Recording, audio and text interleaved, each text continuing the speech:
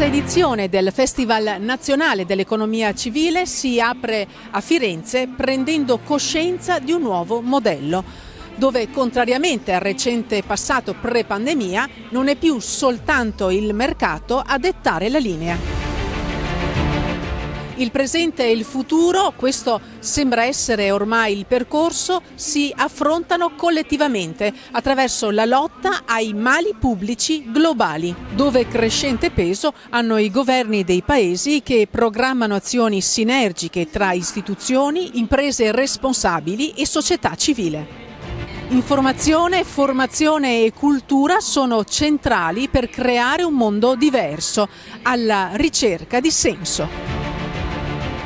Come spesso ricordo, in italiano la parola senso ha due accezioni, significato e direzione. Come quando si dice il senso del fiume, che significa in quale direzione scorre il fiume. Questo Festival dell'Economia Civile ha fatto proprio la seconda accezione, che vuol dire qual è la direzione verso la quale vogliamo spingere la nostra società. Ha senso tenere ancora in piedi il modello bipolare basato sui due pilastri dello Stato e del mercato? O non è per caso giunto il tempo di arrivare al modello tripolare Stato, mercato, comunità? È uno spazio, quello della comunità, dove il fine è il bene comune. Il fine del mercato non è il bene comune. Il fine del mercato, e va bene, è l'espansione, la crescita, fare profitti, aumentare le utilità. Il fine dello Stato è garantire l'ordine, la sicurezza, la difesa e cose che sappiamo. Il fine della comunità è di porre le condizioni per raggiungere il bene comune. E il bene comune non è il bene totale, perché è il mio bene assieme al tuo e assieme a quello dell'altro. Ecco allora qual è oggi la grande sfida? Come fare in modo che questi tre pilastri, tutti e tre necessari, che sia ben chiaro, debbano interagire fra di loro. E questo modo è racchiuso da un termine, sussidiarietà. Firenze si conferma anche quest'anno capitale dell'economia civile, con tanti ospiti del mondo della politica, della finanza, dell'imprenditoria, a parlare anche di buone pratiche da imitare. Ma qual è il senso che dobbiamo dare per interpretare in modo nuovo, diverso, l'economia civile? Dobbiamo partire dal fatto che la soddisfazione di vita dipende essenzialmente dalla generatività, questo ci dicono tutti i dati che presentiamo oggi su 400.000 europei. Le persone sono felici se sono generative. Generatività vuol dire creatività e capacità di incidere positivamente sulle vite degli altri, sulla società. Quindi dobbiamo costruire società generative che danno opportunità alle persone, quindi per esempio concentrarci sul tema della longevità attiva, della lotta ai giovani aiutare i giovani a uscire da quella trappola, il tema della creazione di imprese, di organizzazioni sociali. I modi per cambiare sono tre: il primo, parlare di aziende sostenibili, le buone pratiche che noi premieremo, anche le buone pratiche di amministrazioni locali, quindi chi concretamente fa delle cose in quella direzione. Poi parliamo di quello che possiamo fare noi cittadini, votare col portafoglio, costruire comunità energetiche, gestire beni comuni, quindi l'azione dal basso, il mercato siamo noi. E poi parliamo anche di quelle che sono le politiche che possono aiutare la generatività della società e quindi quali sono le nostre richieste alle istituzioni, quali sono le cose più importanti da fare oggi.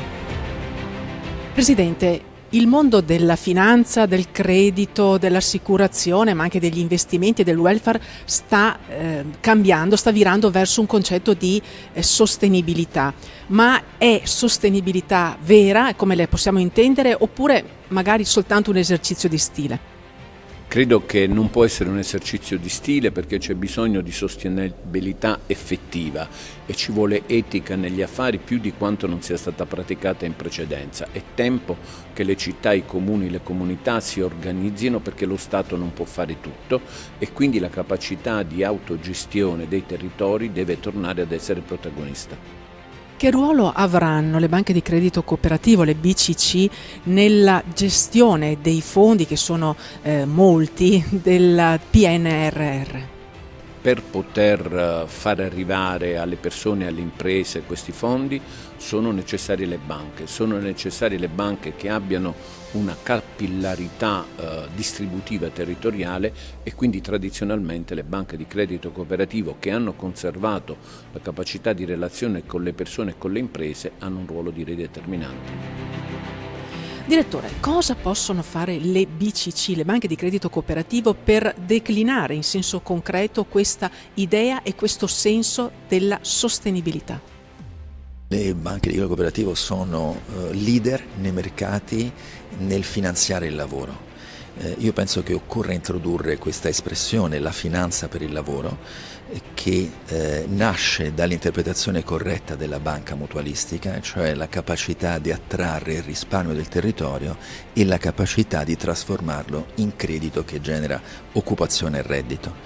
Allora, questo è il contributo dal basso, già molto solido, quindi non bisogna aspirare o sognare a chissà qualche cosa, ma semplicemente rendersi conto che l'indotto che sta creando il Piano Nazionale di Ripresa e Resilienza ha bisogno di investimenti complementari dal basso, cioè gli investimenti pubblici di origine europea, siano essi sussidi o siano essi prestiti, debbono essere assolutamente integrati da investimenti privati, quindi dal risparmio che le BCC raccolgono, per poter accompagnare le famiglie, le imprese, le scuole, le associazioni nella loro capacità di guardarsi fra 5 e 10 anni.